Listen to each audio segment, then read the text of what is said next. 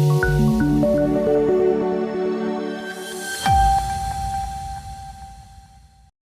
ક્ષેત્રે line of control પર ભારતીય સેનાના સૈનિકોને નવા સાધનો અને ઉપકરણોથી સજ્જ કરવામાં આવ્યા. સંચાલન ક્ષમતામાં નોંધપાત્ર વધારામાં ઉરી ક્ષેત્રમાં લાઇન ઓફ કંટ્રોલ પર સ્થિત ભારતીય સેનાના સૈનિકોને નવીન સાધન અને ઉપકરણોથી સજ્જ કરવામાં આવ્યા છે. આ પહેલનો ઉદ્દેશ સરહદને સુરક્ષિત કરવા અને વિસ્તારમાં શાંતિ જાળવવા માટે સૈનિકોની કાર્યક્ષમતા અને તૈયારીને મજબૂત બનાવવાનો છે.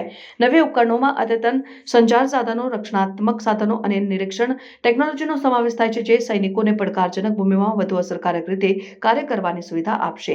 અપગ્રેડેડ સાધનો માત્ર તેમની સંચાલન તૈયારીઓમાં વધારો કરે છે, પરંતુ ઊંચા જોખમવાળા વિસ્તારોમાં તૈનાત કર્મચારીઓની સલામતીને પણ સુનિશ્ચિત કરે છે.